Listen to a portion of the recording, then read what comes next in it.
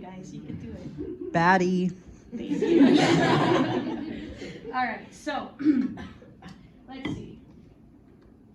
All right, so my presentation today will detail the motivation, framework, and preliminary research I've conducted for one of my ongoing book projects, tentatively titled Queer Turns, Locating the Lesbi-Queer Genealogy of Chicana Feminism, 1720 to 2000. This project will expand my article titled Of Chicana Lesbian Terrorists and Lesberadas, Recuperating the Lesbi-Queer Roots of Chicana Feminist Discourse, 1970 to 2000. It'll expand it into a full-length book. Queer Turns is in its early phases, and CLLAS's seed grant, along with a grant from the University of Texas, Austin, their Center for the Study of Mexican American Studies, also helped me make the trip to Austin last summer to do research at the Benson for this project. And so before I begin, I want to put out some thoughts. These are some of the epigraphs that I put in the beginning of the article that I mentioned. And so I thought I'd share it today with y'all so that you can get an idea of kind of the journey, the intellectual journey that we're going to go on in a minute. And so ultimately, it's, you know, they're referencing the way in which, specifically lesbian identity, but lesbian and queer identity, how it's perceived within Chicano culture, but also within Chicano history, as well as in the field of Chicano studies. Okay. Now, focusing on the 50-year period between 1970 and 2020, Queer Turns seeks to illustrate the centrality and impact that Chicana lesbi-queer feminist thought and discourse had in shaping Chicano studies trajectory and opening new avenues of academic inquiry. Interested in analyzing the relationships between Chicana feminist thought, power, discourse, historical narrative, and memory, I examined the various manifestations and articulations of Chicana feminist thought to locate, recuperate, and center lesbi-queer feminist thought, discourses, and experiences that were foundational to feminists challenging challenges against patriarchal and sexist framings of Chicano studies. I intend to show that rather than existing in the background, lesbian queer feminism was fundamental to the development of Chicano feminism as well as Chicano and Chicana studies. I would like to point out that although my project is intended to center Chicana lesbi-queer feminism as an integral part of Chicana feminist discourse, I do not seek to idealize it. Specifically, part of expanding this article consists of shifting the end of the study from 2001 to 2020. This is significant because whereas 2001 provided a significant moment for lesbian and gay scholarship in Knox and Chicano studies, it also proved to be a point of rupture in which we see the rapid proliferation of Chicanx queer and Joteria scholarship and theorizing. In this new project, I will discuss this point of rupture by expanding my critique of Chicana lesbian feminism's limitations, specifically as it pertains to some lesbian feminist transphobic exclusions against trans women, anti-male attitudes, and limited articulations of queerness. I point to the fact that although lesbi-queer feminist thought and discourse was foundational to making lesbian and gay identity, as well as eventually queer and trans scholarship legible in Knox and Chicano studies, it was not without its limitations, and it was these limits that led to calls to establish the Association for Joteria, Arts, Activism, and Scholarship, as well as the growth of Joteria studies. And so most definitely, I'm not idealizing Chicana lesbian feminism. It's more of thinking through what their importance was, but also being realistic about the limitations that it had.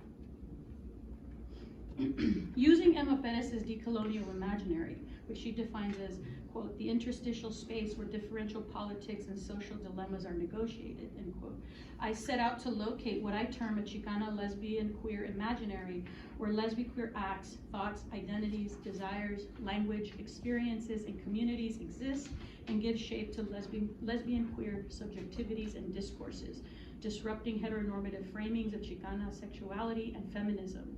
As such, I combine the terms lesbian and queer rather than using lesbian or queer, because doing so conveys the complexities of the imaginary and identity. I use the same rationale when referring to gay and queer men. I use the term queer Joteria to describe queer coalitional efforts and community. These combinations complicate compulsory heterosexuality's sexual categories and recognize lesbian queer feminism's political importance in contesting Chicano patriarchy during the period studied. My centering of the Chicana lesbi-queer imaginary within Chicana feminist discourses visibilizes lesbian queer interventions in heteronormative framings of Chicana feminism within organizations such as NOX. These interventions, or what Emma Pettis calls sexing, allow for a retelling of history that uncovers the hidden voices relegated to silence. Employing a methodology consisting of archival research, pláticas, and close readings of Chicana lesbian writings, I excavate narratives and evidentiary texts and histories about lesbian queer Chicana feminism within NOX and Chicana studies between 1970 and 2000s. Utilizing Soto's analytical practice of reading Chicana like a queer, I read National Association for Chicano and Chicana Studies, that's what NOX stands for, conference programs, proceedings, and newsletters against the presumptive heteronormative grain to locate the voices giving shape to lesbian queer feminist discourse and subjectivity within the institutional spaces of Chicano and Chicana studies. As a project of historical recuperation, I address lesbian queer absence or omission from NOX textual archives, and just so to say, I like to use words with a lot of S's, just so that when I read them out loud, I mess up a lot. From NOX's textual archives and narratives through pláticas, or informal conversations that allow people to share ideas, knowledge, memories, or consejos, advice. With lesbian queer feminists integral to Chicana studies and NOX. These pláticas and my own embedded experiences as an out lesbian queer woman within NOX helps provide insight into the complexities of Chicana feminism as well as forms of knowledge absent from institutional archives. Collectively, a queer reading of these sources locates the often unseen key lesbian queer moments and intellectual elements, or what I term queer turns, in Chicana feminism, and helps create a lesbian queer genealogy, tracing the feminist queer influence in the transformation of Chicana, Chicano, and Chicanx organizational spaces. Now, these are some of the people that I've interviewed so far for this project. By engaging in these pláticas and reading these sources for the voices of the so-called lesbian terrorists, and what Gloria Anzaldúa referred to as Lesberadas, or lesbian outsiders who transgress the boundaries of heteronormative society, I provide an interstitial retelling that disrupts heterocentric framings of Chicana feminism and traces the surfacing of a lesbian queer imaginary deeply interwoven into feminist thought and discourse from its earliest origins, rather than fully emerging, as other scholars contend, in the 1980s. My reading demonstrates that lesbian queer feminist thought and discourse has been at the forefront of NOX and Chicana studies all along. And so, as I said, these are some of the folks that I've interviewed so far.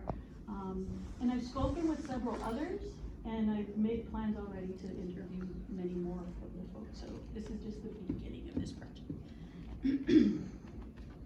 In order to examine lesbi-queer feminist discourses, genealogy, and wide-reaching influence, I designated 3 interrelated categories of study for this project: Chicana feminists, NOX, and Chicano studies. As you can see, these categories are interdependent and comprise one another. I designate these categories to help me think through the different places and ways that lesbi-queer feminist thought and discourse manifested and surfaced. Each category has its own specific research questions and contentions that frame the scope of my study. So I'm not thinking about them as separate, I just divide them up that way so that I can organize my thoughts. That's why. So the first is NOX. I focus on the National Association for Chicana and Chicano Studies because since its founding in 1972, it has been the main disciplinary organization and home for Chicano and Chicana scholarship, and especially during the early years, it was central to defining the legitimacy of specific topics and themes within the field. One of the things I want to point out very quickly is that here, essentially between 1972 and 1994, it was really Chicano studies, so it was NACS, and it focused mostly, essentially it wasn't accounting for women and for ideas of gender. And so eventually it'll change its name in 1995, and then it becomes Chicana and Chicano studies to be more inclusive. So in the paper and in the book, what I go back and forth, so I explain at the beginning so that folks know that I'm not missing a letter. It's just kind of adding it differently. It marks one of those moments. Aside from providing an organizational history, I seek to examine how feminism and queer studies influence the organization. I aim to trace the organizational responses and stance regarding the articulation of feminist and later queer and trans discourse and scholarship, along with increasing participation of women and openly LGBTQ+ members. And one thing that I've found, well, I've been part of the org for a long time, but also in the research that I've done, is that of course there were always queer people and they were just closeted. So it's at a specific point where you see them being more openly queer. Chicano studies. Chicano studies emerges as a field during the 1970s. Influenced by the social and cultural activism of the Chicano movement of the 60s, by 1969, activist scholars developed El Plan Espiritual de Santa Barbara, the roadmap for institutionalizing a field of study that would be based on the principles of self-determination and self-liberation. The field grew in the 70s, and by 1973, faculty and students active in the Southwestern Social Science Association established NOX, an interdisciplinary organization that would become the home for Chicano scholars. And so that is the image of the Plan de Santa Barbara, which was distributed, and this is where, this is the plan that was utilized to develop the very first Chicano studies programs throughout the country. Well, in the West, and then eventually in other parts of the country. By the late 1970s, it had become clear that much of the field scholarship as represented in NOX, NACS, was largely male and centered on men. Scholars examined race and class, but did not address sex, much less sexuality. It was during this the early 1980s when women, some professors, but many whom were still graduate students, began demanding that the field examine the experiences of women. These demands for more inclusive scholarship manifested in NOX through Chicana feminist calls for addressing sexism both in the field as well as in the organization. By the late 1980s and early 1990s, growing numbers of feminist scholars such as Ada Sosa Rydell, Beatriz Pesquera, Vicky Ruiz, Antonia Castañeda, Norma Larcón, Elisa Falco, Dina Gonzalez, and others had established Chicana studies, and you notice it's Chicana studies, as well as MALCS, the organization that I chaired, the Mujeres Activas en Letras y Cambio Social. And they started that organization as a, well, I shouldn't say as a response, but it was definitely to illustrate that Chicana studies was definitely a viable field, and that Chicana feminist discourse did have its own home. And so it, in many ways, because I've been part of those both organizations, they kind of compete against each other, but not really, because MALCS wins. Right? But, you know, I digress. Chicana feminists. Rather than only detailing how Chicana feminism moved the male-dominated and male-focused of Chicano studies to include Chicanas in studies about women, I'm interested in excavating the histories of the relationships among Chicana feminists. I focus on the increasingly strained relationship among Chicana feminists due to their conflicting approaches about the inclusion of lesbian and queer sexuality in their articulations of Chicana feminist discourse.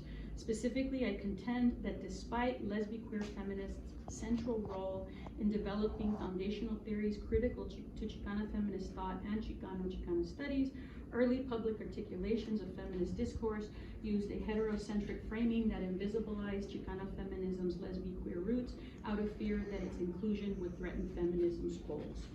Although most of the people that were up front were lesbians. So there's that.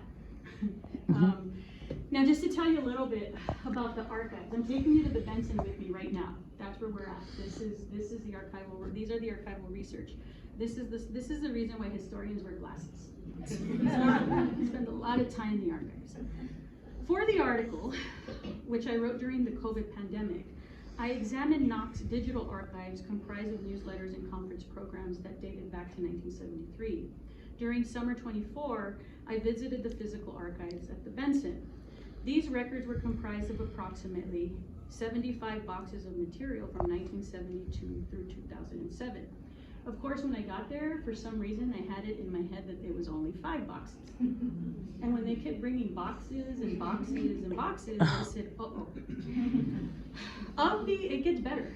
Of these 75 boxes, only 20 of them were processed and cataloged, which meant that the rest of them were not processed and cataloged. And what that means is that they don't know what's exactly in the boxes. There's just stuff in boxes. And so I didn't know what the boxes were in, what was contained in the boxes. Neither did really the archivists. And regardless, like a good historian, I examined the contents of every single box, and I'm pretty sure that at a certain point the archivist had a bet going about whether or not I would get through them all. And I did. Yes. And I am the first person, aside I guess from the person whose archive it was, to see what was in those boxes. So that's fun. Archival materials in the collection included executive board minutes, organizational resolutions, business meeting agendas, notes, minutes, newsletters, programs for both national and regional conferences, caucus membership list, conference proposals, which was really kind of cool to see how a conference was put together before computers, by the way. Copies of conference papers and proceedings, bylaws, organizational and personal correspondence to and from the executive board, as well as other Knox leadership, photographs, flyers, and really cool t-shirts, which were in the last box. While all of this material is useful to my research, I found archival gold and entered Chicana nerd paradise when in some of the unprocessed boxes I located a rare recording of the history. It was a panel called The History of Chicanas in Knox. And in addition to that, hundreds of pages of 1990s anti-queer hate mail critiquing the association's support of queer members and scholarship, and materials related to the establishment of the lesbian and Hoto caucus. So that was what was in those uncategorized boxes. Not all of them, but a good number of them. I want to share that this exhaustive 50+ hours of archival research amounted to approximately 3,000 digital images of documents, because I took photos of everything. I had a lot of fun doing this research, and my research assistant Claire is here, and she can attest that it was 3,000. She put them in folders. I had a lot of fun doing this research because as a longtime member of Knox, dating back to about 2001, I found myself, as well as many of my former professors, mentors, and friends in the documents and photos. So that was really kind of cool. What follows are some of the examples and a bit of the analysis of the findings that I came across during my research. And so, of course, I wouldn't be a historian if I didn't want to give you a timeline. And so here's a timeline. And so these are formative moments in Knox.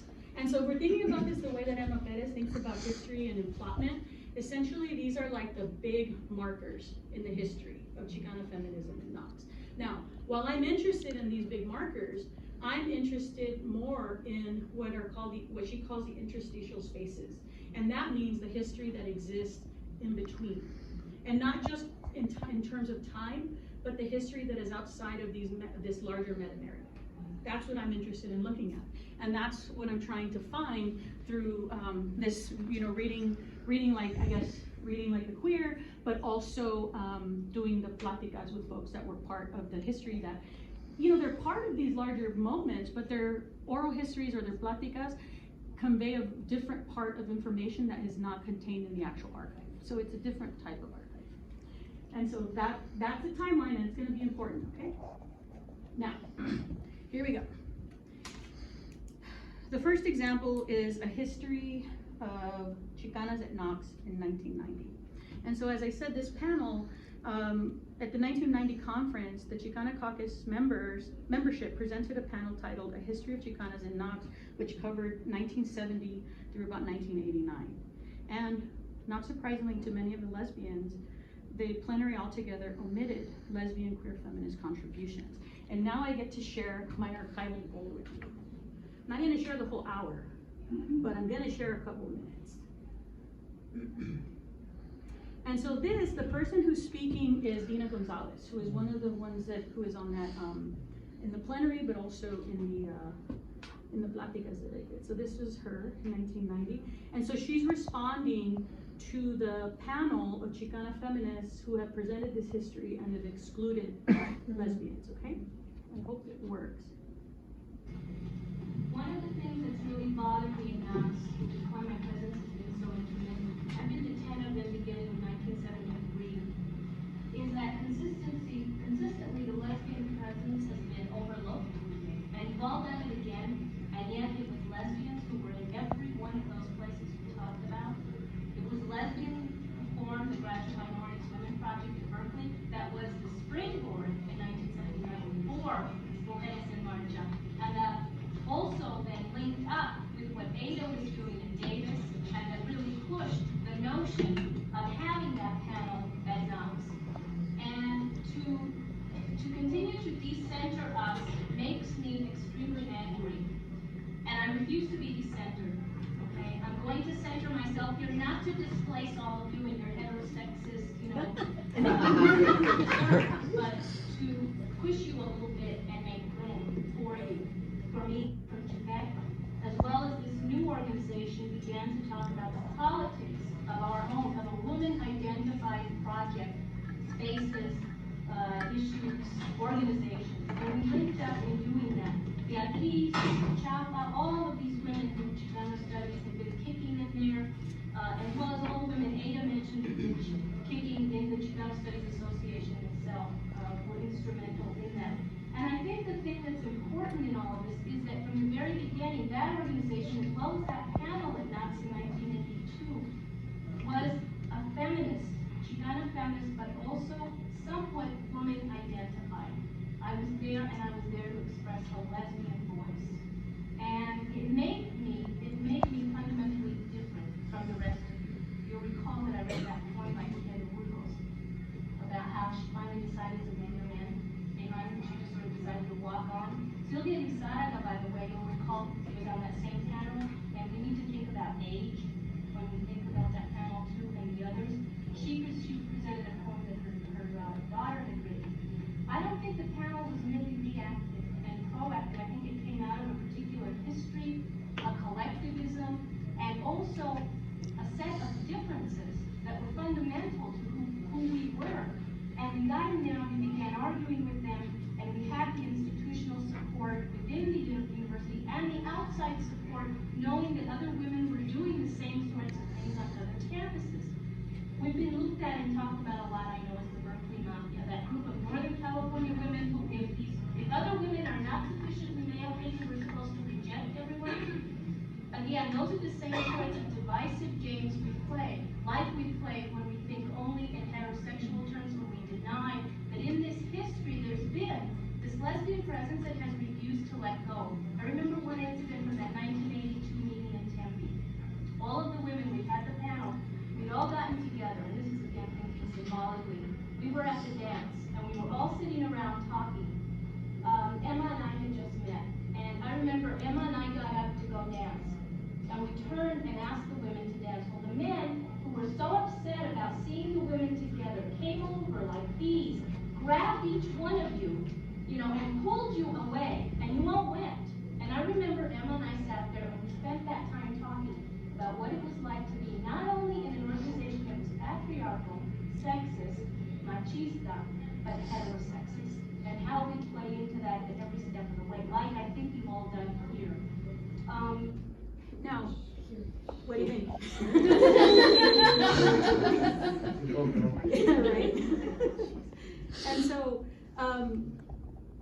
there's a lot in there that I think you have to know, like, background for. I'll spare you the drama and the achievement, but I'll tell you a little bit. When she says Emma and I went to dance, and Emma and I had just met, Emma Perez and her were dating. I swear this is relevant, it's not just chisme. They were dating, and when they said, let's go dance, it was a baile for the entire organization. And so when she said, let's go dance, it was the two of them dancing as a couple, not just dancing as like, we're friends.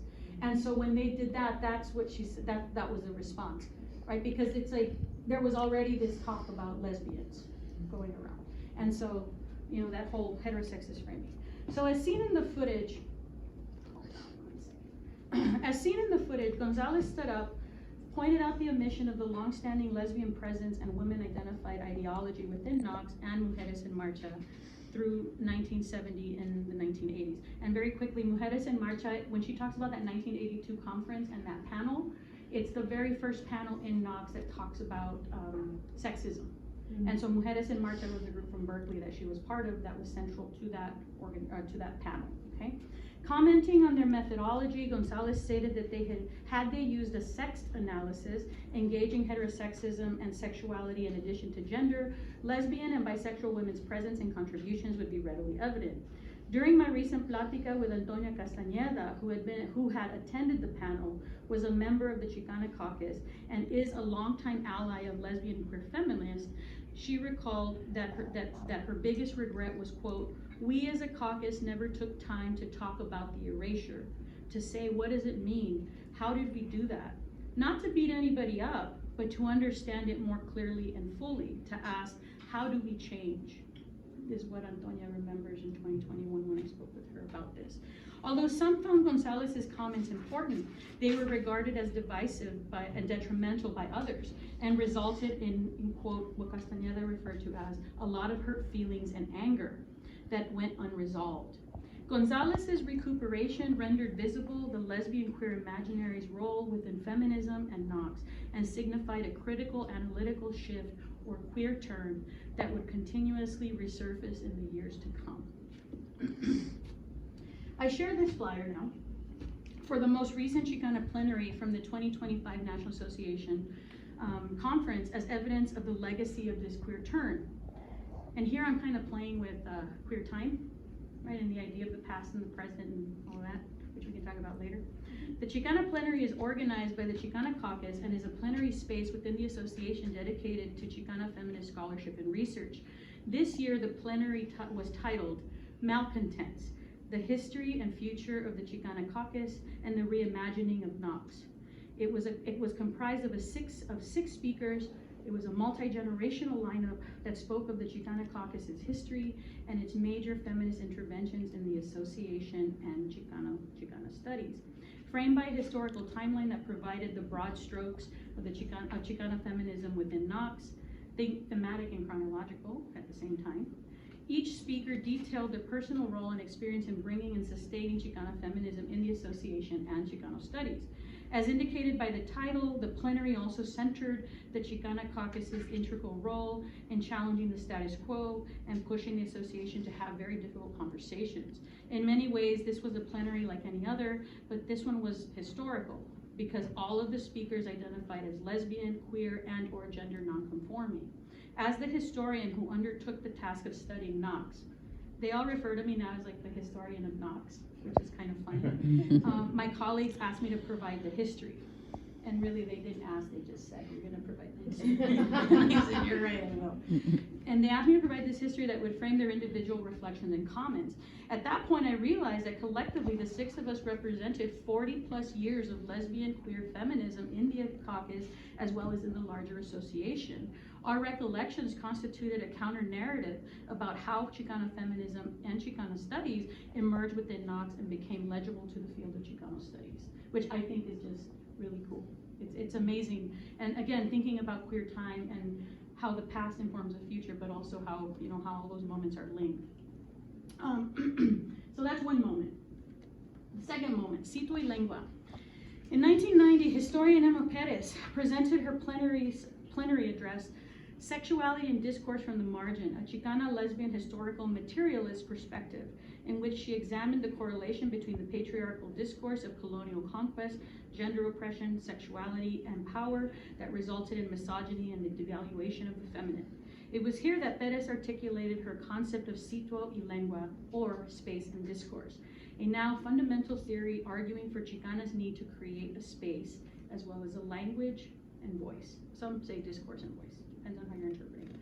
Outside of the so creating a space outside of heteropatriarchal Chicano discourse and the history that framed women's identities within Chicano culture.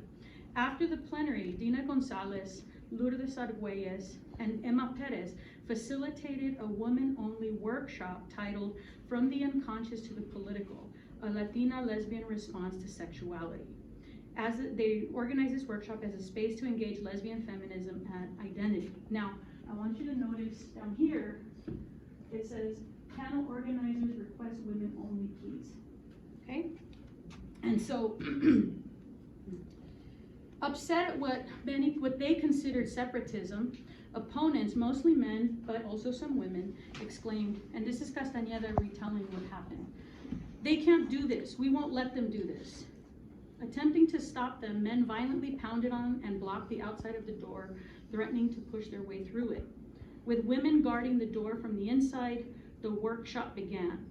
Within this context, the violent harassment represented a larger hostility and anger toward the feminist influence within Knox, and Castañeda stated, quote, "It was the presence, assertion, and articulation of both straight women and lesbian women, but at that specific point, especially lesbians."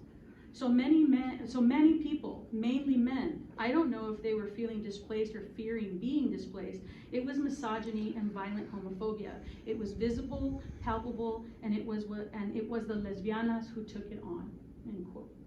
In addition to the men's hostility outside, the facilitators found their efforts to discuss sexuality and homophobia challenging because audience members continuously decentered the lesbi-queer discourse by steering the conversation back to their declarations of their support for lesbians. Essentially, my best friends are lesbians. And so, in speaking with, with Dina and with Emma, they talk about the fact that here we are trying to talk about our experiences, and they kept telling us how much they supported us, while at the same time they're silencing us, right? Oops, I showed that too fast. Oh well, we'll keep it. Anger and frustration at this homophobia and harassment led to the creation of the Lesbian Caucus. Perez recalled Sandy Soto, Deborah Vargas, and Rosalia Solorzano coming to her and Gonzalez's hotel room during the 1990 conference, angry after homophobic exchange at a meeting. At that moment, they decided, quote, "That's it. We have to develop our caucus. We'll call it the Lesbian Caucus." That was the declaration. They quickly organized support and gained sponsorship by the Chicana Caucus, of which many lesbian queer women, whether out or closeted, were members. While many Knox members held steadfast that lesbian queer sexuality had no place in Chicano studies or Knox, others, indicating a slow shift, chastised sexism and homophobia as archaic. Despite some, and I will point out that some men also did that openly in the business meetings, so I do talk about that in the article. Despite some contention, Knox membership approved the Lesbian Caucus's creation. It was also worth noting that the Lesbian Caucus opened the door for the creation of the Gay Male Caucus, known for a time as, some of you laughed, Nanga. And you want me to translate that? Butt cheeks. Butt cheeks. So it was a tongue-in-cheek kind of thing. Nalgas. Just one butt cheek.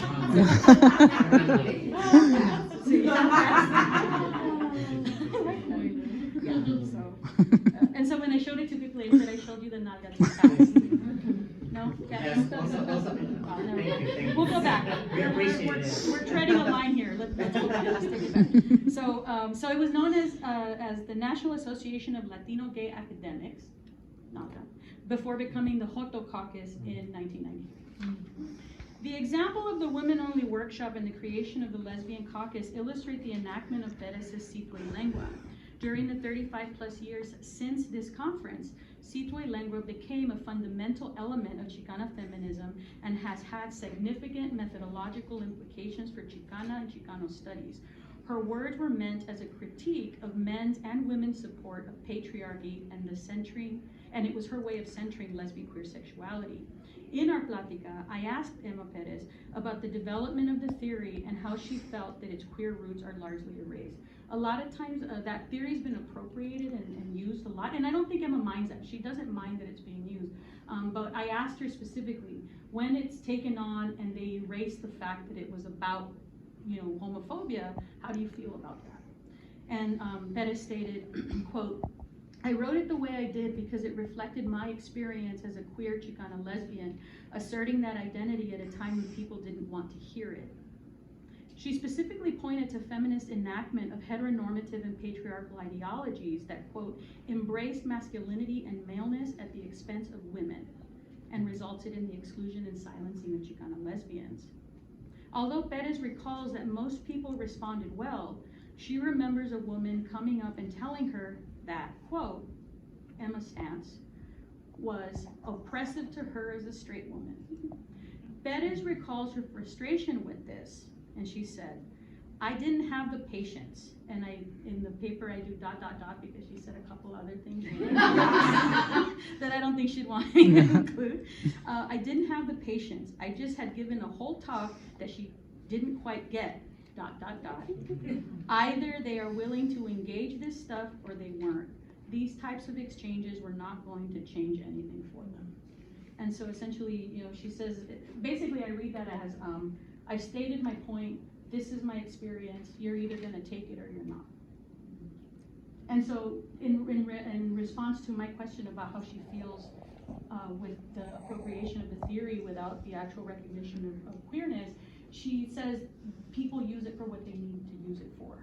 So she, you know, I think at this point, you know, she just retired actually, she just had her party the other day. And so I think at this point she's very much like thinking about, you know, the larger impact. And I think that in the 90s the answer was significant, would have been significantly different. By the late 1990s, various queer turns had led to increased, and this is my next example. By the late 1990s, various queer turns had led to the increased lesbian and gay visibility in the association and increased scholarship focused on lesbian and gay topics. This increased visibility was not welcome, and some referred to Chicana lesbians as terrorists, and took issue with the lesbian and gay Chicanos and Chicanas, quote, promoting the idea that homosexuality was an integral part of Chicano culture. And this is by Ignacio Garcia in 1996. I want to make sure I name that quote. The homophobic backlash was not only coming from within the organization. Now I want to show you specifically some examples of what I found within the organization, some examples of what I found outside the organization. So when we look at this, this is the anti-feminist and anti-lesbian critique within Chicano studies and Knox. And so I know it's really text heavy and I apologize for that, but I really do think that you need to see this. This is Lorena Oropesa, who is a Chicana historian, and she's responding to a really ugly essay that was written in a book that's called Chicanos at the Crossroads. And so this essay is called Juncture in the Road since El Plan de Santa Barbara. And so what Oropesa is doing here is what a lot of us Chicana lesbian feminist scholars and historians have done, is that we take this professor to task because of the fact that he's ultimately spouting. Basically what he's saying is that Chicana feminists and lesbians have ruined Chicano studies. And that's just one portion of the essay. And so here, this is her critique of that, right? And so we see, there's another reason I'm showing you this. So for instance, they attack men but also criticize Chicanas who don't follow their brand of feminism. It contends that lesbians comprise a particular confrontational subset of Chicana feminisms, but of course the only brand of feminism that he talks about is lesbian feminism. So it's that equating with lesbian feminism. So radical Chicana and lesbian scholars are moving away from the community, and he accuses an always unnamed Chicanas of redefining the concept of community. And he advises proponents of Chicana studies to abandon their confrontational ways in favor of accommodation and integration. And so it's a very anti-lesbian, anti-women, not just lesbian statement. So you get that critique, right? You get Ignacio Garcia's critique from within the association. And now, aside from that, you're gonna get the outside critique. Let me go back here. Where is it? There it is. Now, I want to actually let me set this up before I switch it, okay? During 1998 and 1990, a group calling itself the Nation of Aztlán launched a homophobic attack against Knox, its lesbian and Joto caucuses, and their supporters. The group indicted the association for supporting lesbian and gay, what they called the lesbian and gay agenda, and lamented what they considered the death of Chicano studies, which of course, the death of Chicano studies was being caused by Chicana studies, the Chicana caucus, the lesbian caucus, the Joto caucus, the inclusion of queer scholarship, and the increased visibility. Now, the reason I switched it back here, I said I want to tell you, if you can actually, I know it might be small and you might not be able to see it, it has really bad, shitty language in it, and so I tell you this because as I was going through the archive and reading this, I had to step out of the archive and talk about, you know, when you're in the archive and you're experiencing trauma, that's what's happening, because it was just that hateful. And the one that I'm showing you is the beginning of like hundreds, okay? And so the title is A Cancer in Chicano Studies Emergency. emergency surgery needed. So the group took to intimidating and harassing Knox leadership, sending countless emails with their hate-filled manifesto and their vision of how to save Chicano studies, as well as releasing information about the private information of Knox leaders and members who challenged them. So they would release their names, addresses, institutions, all of that. They would use pseudonyms. Using pseudonyms, the identity of the people comprising this group was unknown, and although, because they had membership lists, knew specifics about the association, and in some instances used very similar language in their hate-filled critiques, it was suspected that the group included current or former members upset about the queer turn. And so, as I went through the documents, and I still have so much to go through, there are a few documents where they start to narrow down who it could be. But, and I'm not making accusations, but what I'm saying is that there are several things in this, but in also other emails, that I'm not saying it's the professors who've written these articles, but most definitely it's influenced other people, and so they're using the same language. And so I'll let you know how it turns out. Read the book, right? Because I have to go through and see. I want to make sure before I make any public accusations. But this went on for a couple of years. So there were two boxes.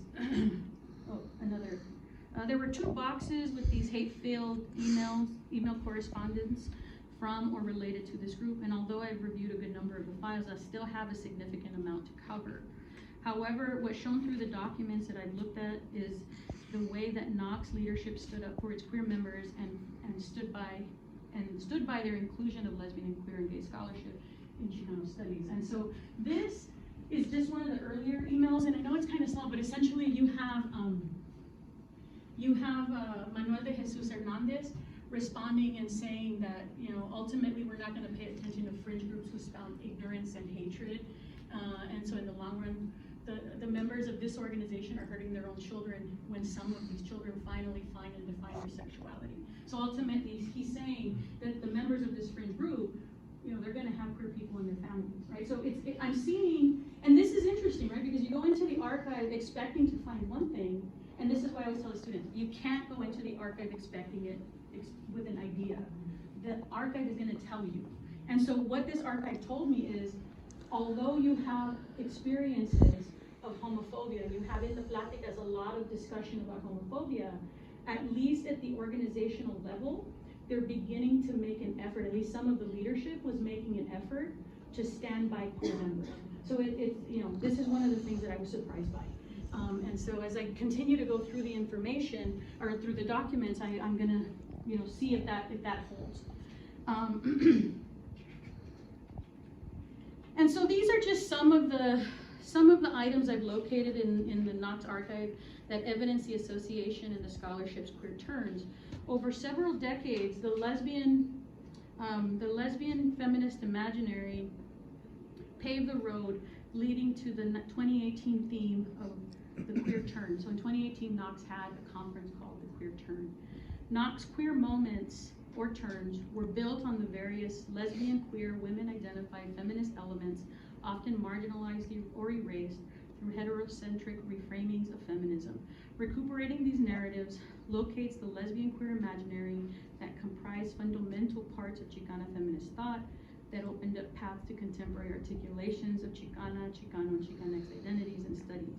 As we continue, we remember, and this is what Emma Perez ended with in her plática. She ended it with the quote, there is so much left to learn, and every generation moves us further. And so that's where I am. That's it. Thank you.